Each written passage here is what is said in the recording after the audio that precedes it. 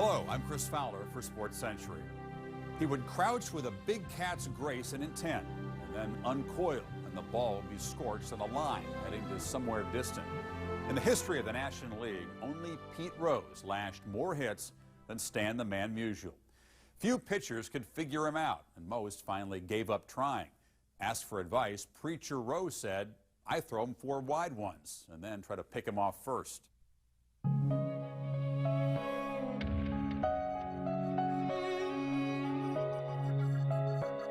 Just drives me crazy the way Musial has disappeared from baseball's consciousness. It's a crime because Musial was an absolutely great baseball player. Sometimes Stan will walk up to a younger person, stick out his hand and say, "Hi, Stan the Man." He thinks that people know him for what he did 30 or 40 years ago. Life is not like that. Stan Musial was geographically challenged. Had he played his career in New York, we would have called him Lou Gehrig. St. Louis was the westernmost city in the major leagues. Musial was a guy out there with the Cowboys and Indians someplace. Stan is not a colorful personality. He needed to have a sports writing community mythify him, and the Bards of St. Louis didn't do that. You've got a bushel of major league records behind you, Stan. How do you feel about this season as far as you're concerned? Well, I think I'm right in my prime right now, and I'm looking forward to a fine year. It wasn't a great copy. Didn't have enemies. Didn't have tantrums. Consequently, the press ignored him more than they did the other superstars of that era. But there is a mystery to his life, and that mystery is very much tied into contradictions. During his playing career, no one was more accessible to the press than Stan Musial. On the other hand, in terms of anyone wishing to write about his life, Stan Musial has been virtually inaccessible. Arguably, there's been no superstar of his time who has less reason to be secretive about his life. But in reality, Stan Musial has been as secretive as Joe DiMaggio. But DiMaggio's secrecy did not keep him off ESPN's list of top 50 athletes of the 20th century. Nor did Ted Williams' anger, Ty Cobb's psychosis, and Hank Aaron's stony reserve. All made SportsCentury's top 25, according to a poll of distinguished journalists and sports historians. Stan Musial was number 61. He's not happy about it. Stan feels there's an East Coast bias. It speaks volumes about Stan that even at this advanced age, he can get riled up about something like that. Fire still burns within Stan Musial. The competitive juices flow, the flame is on, and it's still pretty hot after all these years. In an image-obsessed culture, there isn't any one thing about Musial you can hang your hat on. He didn't hit a homer in his last at-bat. He hit a single. He didn't swagger around and have battles with the press. He didn't twice go into the military. He didn't hit in 56 straight games. He married his high school sweetheart and stayed married to her with a sheer joy and style that goes alongside Willie Mays' name. None of those easy things are there to associate with Stan Musial. All Stan Musial represents is more than 2 decades of sustained excellence and complete decency as a human being. Stan Musial had an honest and deep interest in how you were doing, how you were feeling. This is something you never get from a professional athlete. They don't care how you feel. If anybody was ever appropriately named, it was Stan the Man, because when you think of Musial, you think of the man before you do Musial. The man, Stan Musial. When he walks into a room, for a lot of people, it's like they're seeing an old friend. DiMaggio walked into a room. A hush came over him. Williams, who especially in later years is very warm and friendly, but still. Whereas Stan the Man, how you doing? One of the thrills of my life was meeting Stan the Man Musial. I used to go up to Forbes Field and watch the Pirates play, and he'd come in with those Cardinals. It made me feel very good the way he treated me to start with. No baseball player more carefully catered to the fan than Stan the Man. There was a time when the cigarette companies used to get some of the players to pose for $15,000 or $20,000 or $25,000. But after a while, Stan completed that commitment because he didn't want want the kids to view him with a cigarette in his hand. He wouldn't allow a pitcher taken if he was having a beer after a game because he didn't want that image. A gentleman almost to a fault, Musial could also breathe fire when provoked. St. George used to be the harbor for all the sports celebrities in New York at that time. And I was in there one time with him, and Stan was backed up against the wall as we were seated there. And a fellow I remember from Omaha came up, and he was with a group of friends, probably 5 guys. Had a menu, and he asked Musial to sign it. He said, please. Had a very nice approach. Stan signed it. And the fellow carefully tore it up right in front of Musial. He came over that dinner table. He'd have choked the guy if he could have gotten a hold of him. If Musial's eruptions were rare, he sometimes let old hurts fester. One episode unfolded shabbily in 1956. After winning 6 batting titles and owning a .342 average for his first 14 seasons, Musial learned he was on the block. If he were to mention it now to Musial about the fact that Frank Lane almost traded him, that's when you would see the eyes narrow.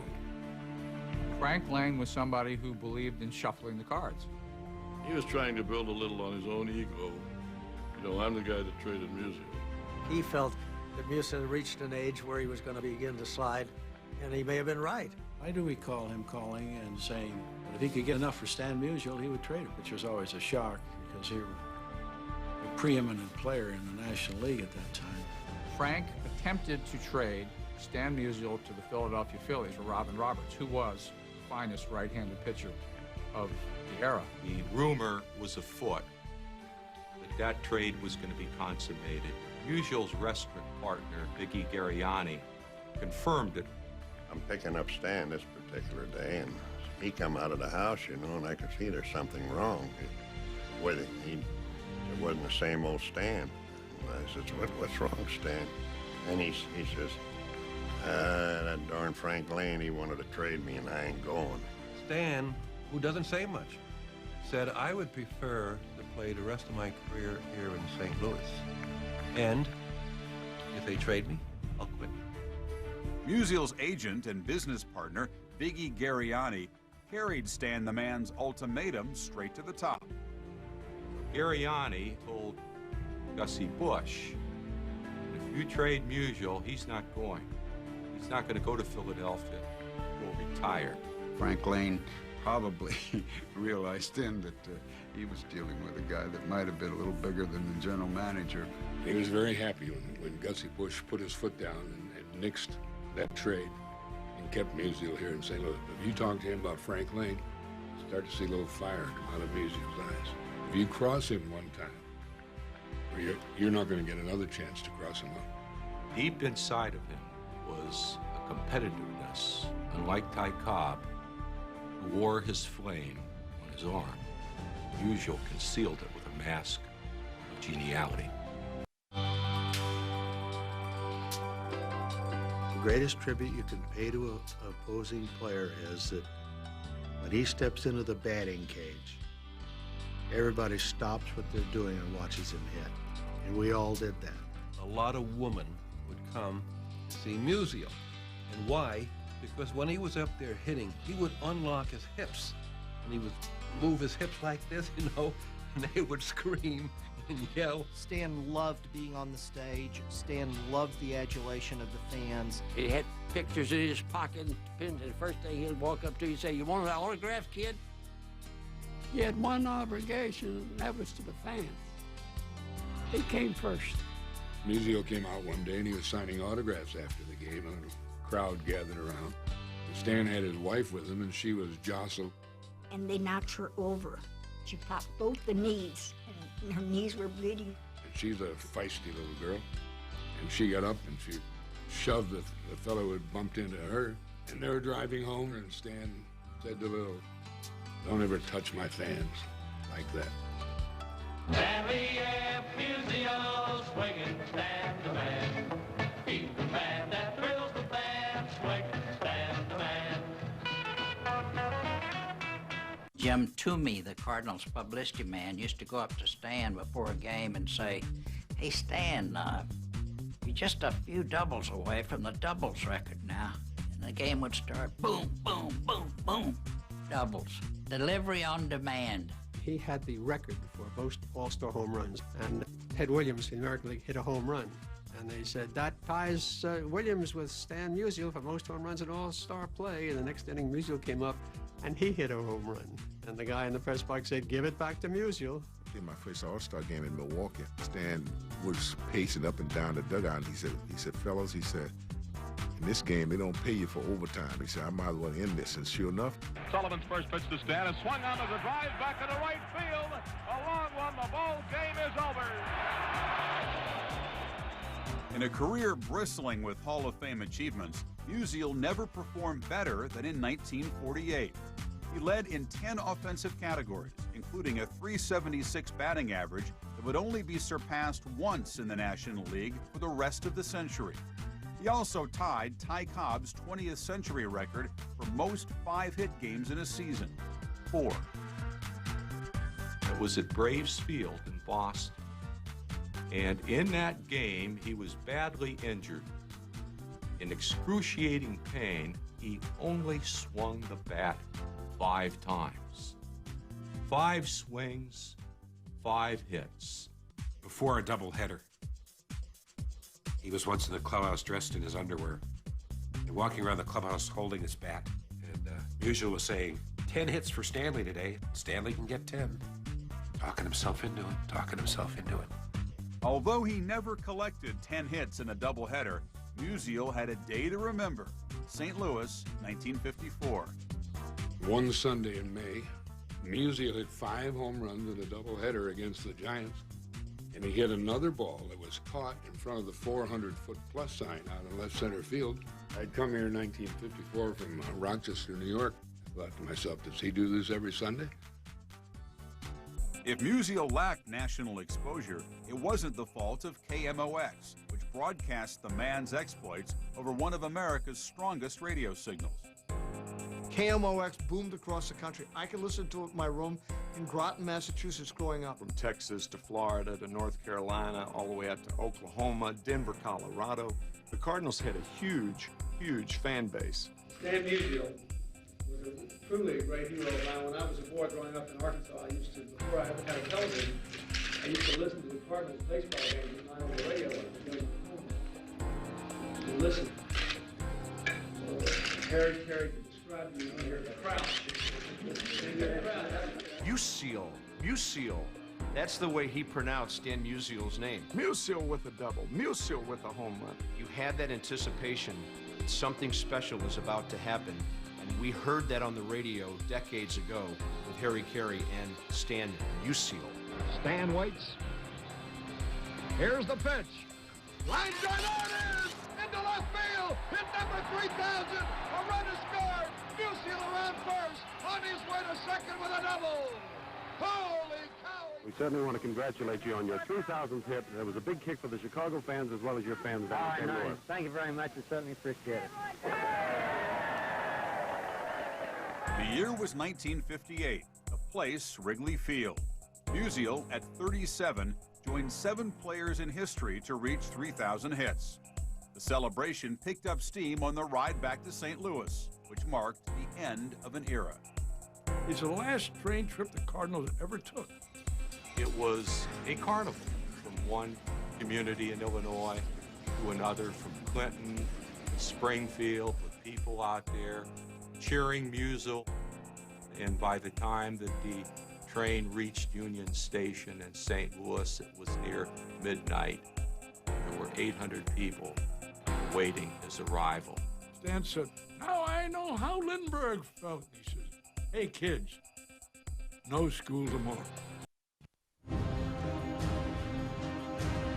Stan grew up, to say the least, poor. Came from Denora, Pennsylvania, which is not far from Pittsburgh. It was a tough country out there, a steel country. The area was dark. Jobs didn't pay much. All that you had to look forward to here was to work into the mills.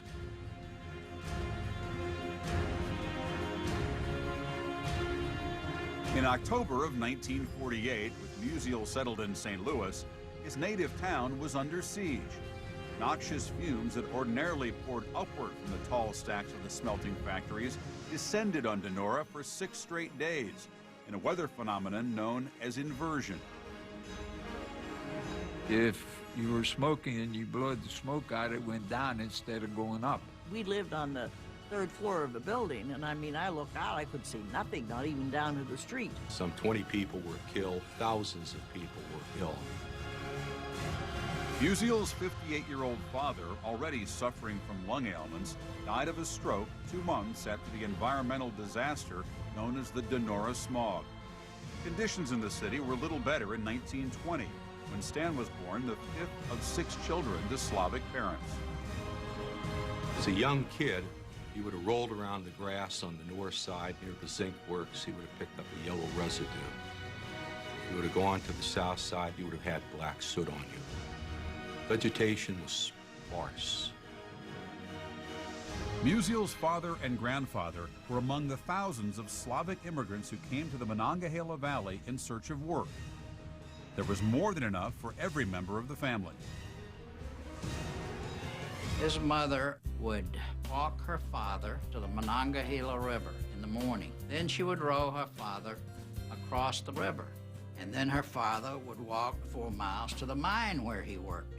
Then Stan's mother-to-be, then a teenager, would row back across the Monongahela. And in the afternoon, she'd walk back to the Monongahela, row herself across, pick up her father, who'd walk 4 miles from the mine, and row him back across the Monongahela, and they would walk home.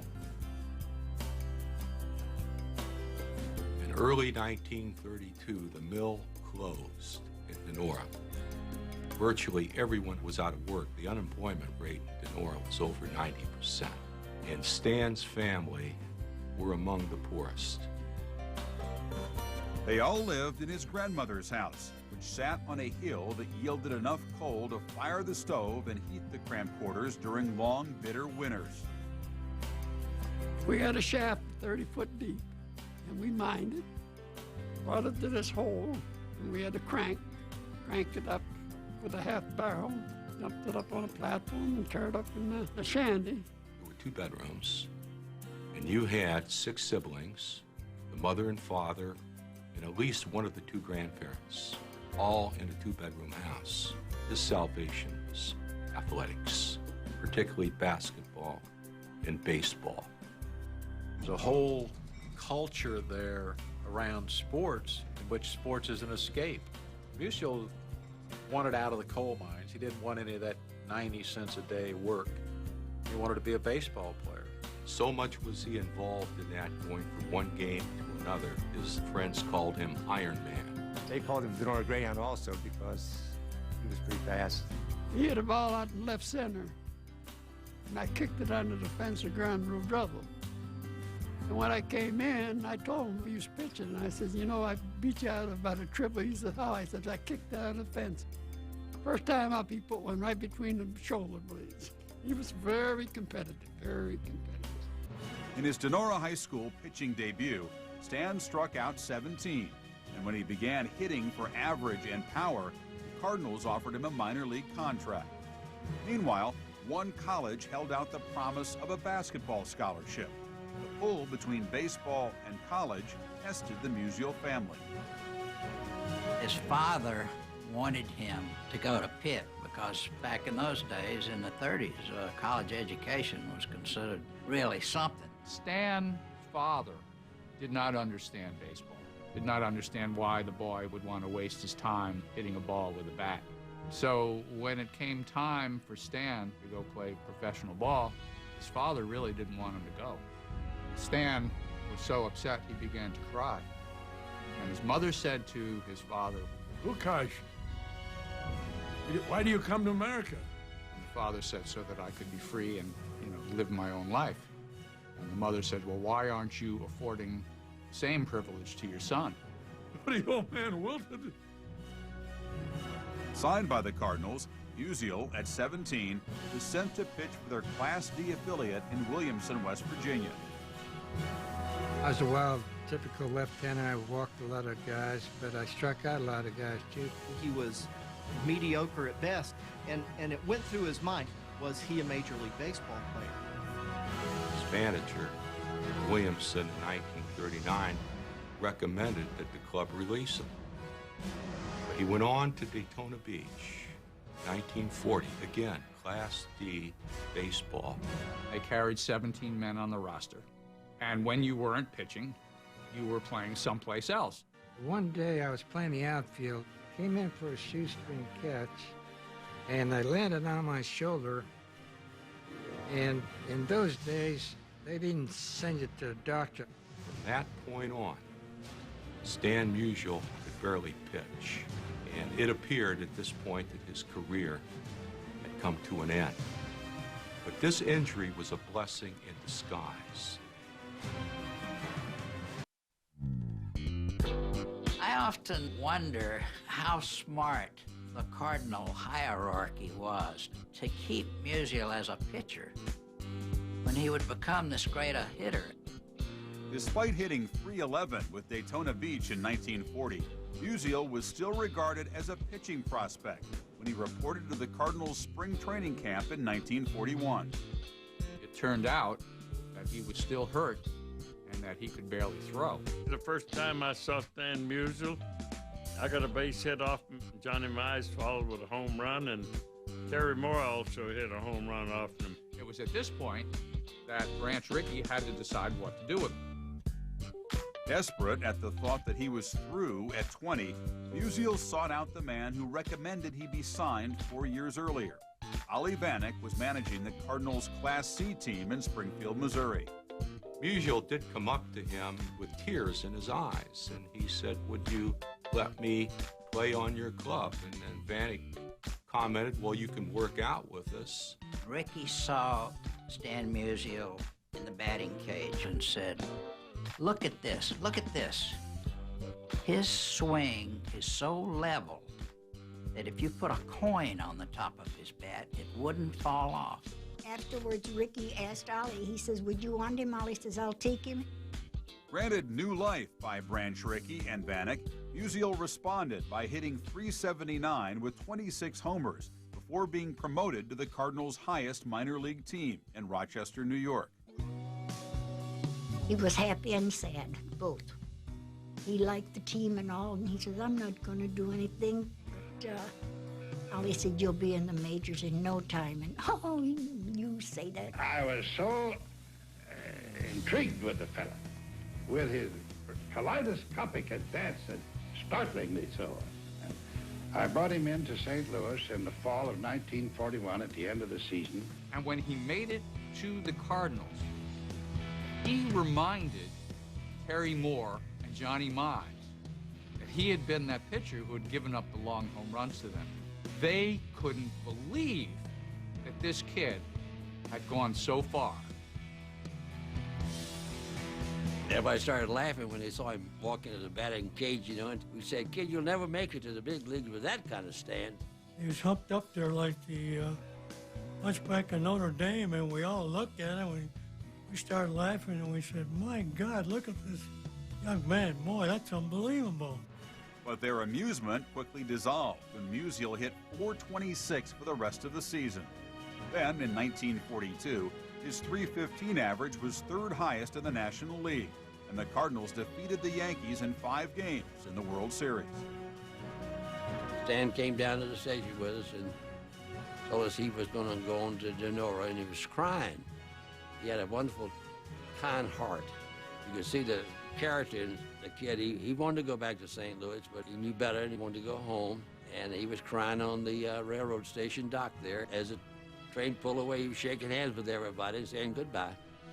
In 1943, Musial broke through as the National League's most potent offensive force. Besides winning the batting title with a .357 average, he led in doubles and triples, while striking out just 18 times in 700 plate appearances. After earning a second championship ring the next October, Musial spent 1945 in the Navy as World War II was ending. When he returned to St. Louis, he faced a new day in baseball. In the spring of 1946, there was a new league that was formed in Mexico by 7 brothers by the name of Pascual. they were able to offer large sums of money to a whole group of Major League ball players. The team that was most vulnerable were the Cardinals, because the Cardinals had a skinfoot for an owner. Jorge Pascual, when he started the Mexican League, wanted one big star. He wanted Musial. A month after 3 Cardinals signed to play in the Mexican League, Alphonse Pascual and Dodger defector Mickey Owen tried to lasso Musial, who was making $13,500 a year with yards of green. When they came up, they had suitcases full of money. I mean, the real stuff. Opened it right in front of him. He had 5 $10,000 bank checks that he laid out on the bed for Stan. Plus a guaranteed contract of 5 years for $25,000 a year. And Musial blew cigar smoke all over the place, as Owen remembered it. All Stan had to do was say yes and fly down to Mexico, and that 50 grand was his. He hesitated, and he decided that he couldn't do it. He was very smart not to go, because it would have ruined his career. The wisdom of Stan the Man's decision was dramatically demonstrated that year as the Cardinals and Dodgers battled for the pennant into late September. For all of their rivals' talent, St. Louis had the edge. Musial, a lifetime .356 hitter at Ebbets Field, was the king of swing in Brooklyn.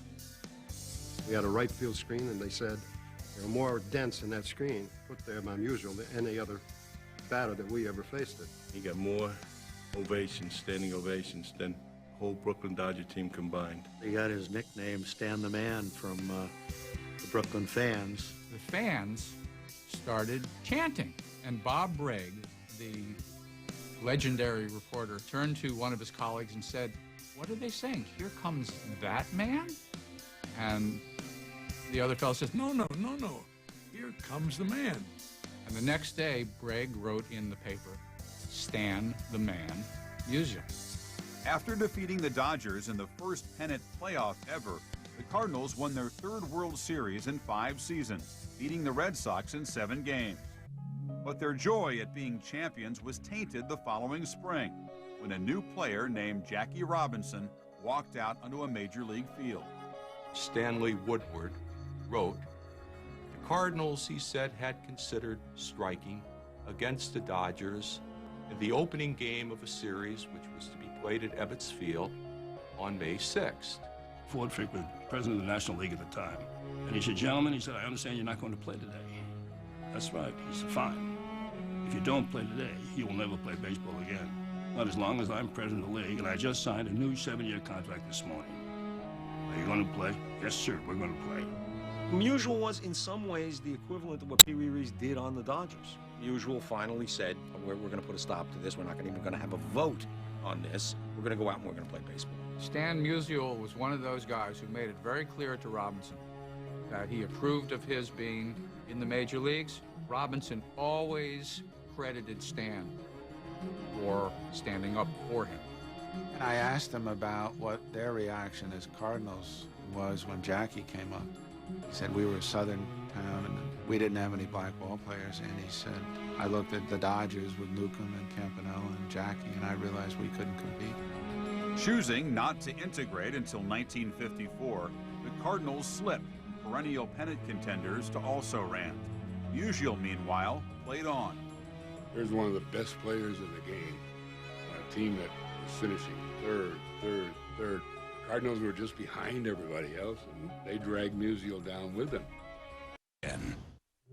After winning his 7th and last batting title in 1957, Stan remained the man the following year when he hit .337 at 37.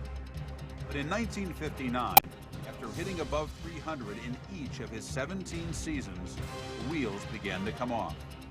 He thought that he could take it easy in spring training and still accomplish pretty much what he wanted to do. Stan never really got clicking. It looked as if Musial's time had come and gone. Hitting .255, wasn't really in shape. Stan Musial played 895 consecutive games and setting the National League record. Stan was wearing down physically. He's 38 years old, and people think that you're done. And it really hurt me because Stan had become one of my heroes by this time. I was very squeamish when I saw Stan being retired by pitchers who had no business getting him out. I remember very well a magazine article talking about the last years of Ed Williams and Stan Musial. Getting old, should they hang it up? He didn't want to go out a 250 hitter. He wanted to come back and give it one more shot to show people I can go out on top. In 1960, he was determined to climb back to the heady world of 300 hitting.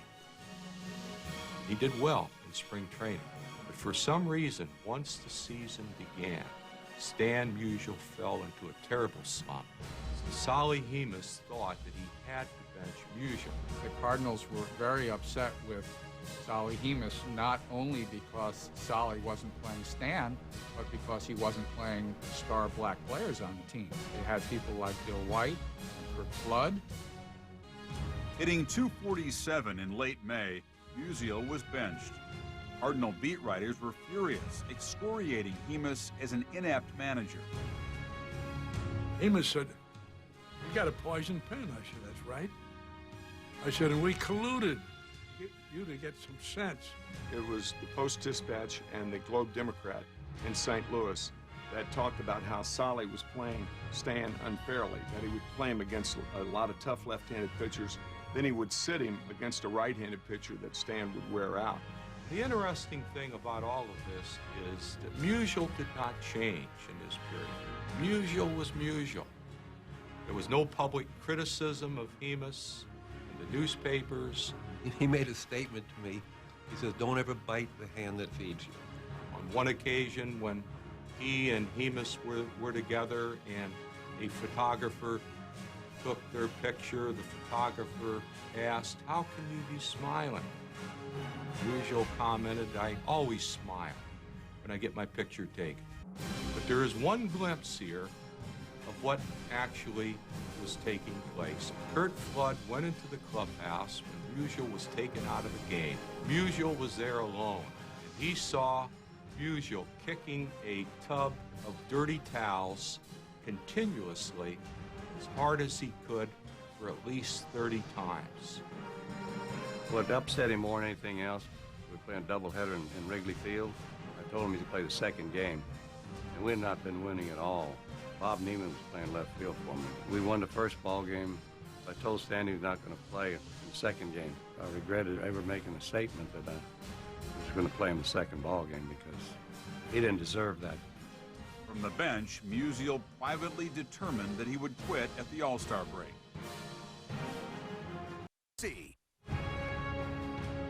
On June 24th, 1960, all retirement rumors died in mid-swirl when outfielder Bob Neiman was injured. With his 39-year-old star rested after 4 weeks on the bench, Hemus wrote Musial back into the lineup. Musial went in and he went on a rampage. For the next month, he hit over 400, and he was the most productive hitter on the ball club. After hitting a record 6th All-Star home run and 3 game-winning homers against the Pirates in August, Musial set his sights over the next 2 seasons on as many milestones as his old legs would take him. The 3,431st hit of his career, an all-time National League record. There she goes again. It might be out of here. It is another home run. 4 in a row for Musial. Hitting .330 in 1962, Musial, at 41, inspired a talented but young Cardinal club. His presence seemed to bless the moment. You could feel him in a room. Anytime Stan Musial was around, you got the feeling that everything was going to be all right. I remember we played a doubleheader on a Sunday afternoon. We had an off day the next day on Monday. Stan was going to New York, which meant that he had to miss our flight back to St. Louis. And guys were saying, "Stan's not on the flight. I'm not too sure. I want to get on the flight." And sure enough, we take off, and the left engine went out. It's a kind of a frightening sight when you're 5,000 feet off the ground and your propeller's not going. Well, Guys are saying, I knew I shouldn't have gotten on this flight. Musial wasn't on the flight. I shouldn't have gotten on it. We had to return to the airport. They repaired the plane. But the fact that Stan wasn't on it meant that things weren't all right. Things did not go right at the plate either in 1963. So, at a team picnic that August, the man stepped up and made the call. This is a happy occasion in a sense, and not so happy in another sense. 63 will be my last season as an active ball player. Well, it's been so wonderful being with the Cardinals all these years, and it's been a lot of fun, and I just hate to see it end. I think it's been wonderful. His last game at Busch Stadium mirrored his first 22 Septembers ago.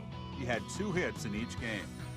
Stan the Man's career was arguably the best posted in the National League after World War II. A .331 average, 475 homers, almost 2,000 RBIs, and the most extra base hits in history.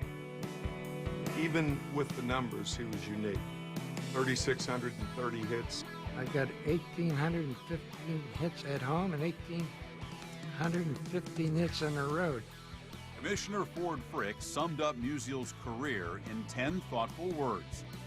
Here stands baseball's perfect warrior. Here stands baseball's perfect knight. I stand thank you. Do solemnly swear. Do solemnly swear. I will support and defend. I will support and defend the Constitution of the United States. A year after Musial's retirement, President Johnson named him the nation's fitness director. Stan Musial is a hero to the youth of this country. He demonstrates that being a champion means a good deal more than just winning. He did certainly believe in the causes that John Kennedy and Lyndon Johnson stood for, particularly in terms of civil rights. He saw this as a way that he could give back some things to the community, some things to children, and try to use the name that he had developed. One problem which is becoming an expanding menace is the use of drugs by young people in our society. Some try it for kicks. Others use it to run away from the frustrations of our mixed-up world. In 1967, Musial joined active baseball stars on a month-long tour of Vietnam. One of his companions was still on his own path to greatness. I got a chance to live with Stan for about a month. He's a great person. He's funny, but he's concerned about the people. Then he came to Crosley Field in Cincinnati when Aaron got his 3,000th hit. Jumped over the turnstile and ran out on the field to congratulate Henry Aaron. Because I think Musial wanted people to see that. So you should appreciate this fellow. I do. I did the eulogy at Mickey Mantle's funeral, and sometimes people ask me if I ever came close to losing it, and there really was only one moment.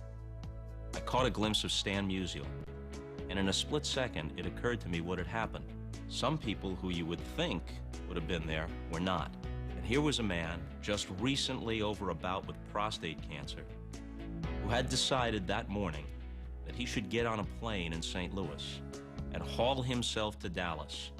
Out of respect, no one would have marked Stan Musial absent that day. When you saw Mantle around someone like Musial, you saw a change in him.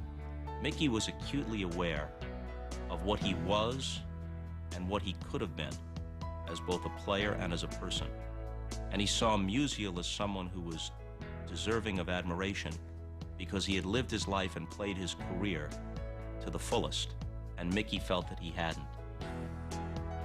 But for all his deep sense of civic responsibility, this man who was never thrown out of a baseball game, this man called Musial, loved nothing more than allowing the little boy inside to come out and play.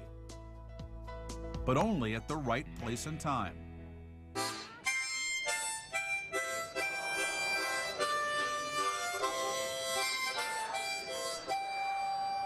There's always a request. Stan, do you have your harmonica? They don't have to ask twice.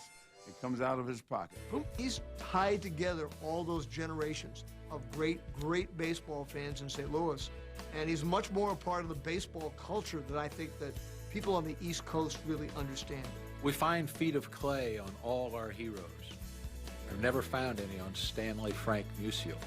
I interviewed Musial about McGuire. This was a time of androstenedione.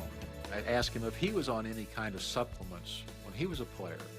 He said steak and a cocktail. And he said they called me a high ball drinker and a low ball hitter. We were at lunch for his 8th birthday. We got up to leave, and Musial turned around and he said to the other patrons, and there were probably 50 of them, "Hey, it's my birthday." He reached into his pocket, pulled out his harmonica, and played Happy Birthday to himself. There's not a person in the world who wouldn't enjoy being with Stan Musial. He is one of God's chosen people, and his whole life's been that way. The legend's real. It's true. All of it. Stan Musial was such an unassuming man, so unaffected by his fame, that even after he had won his 3rd MVP award, his phone number remained listed. And the people would call, and to their surprise, they would get the man himself. And he was pleased to talk to them. He said he felt an obligation to the public. What a quaint, old-fashioned, and absolutely wonderful notion. I'm Chris Fowler.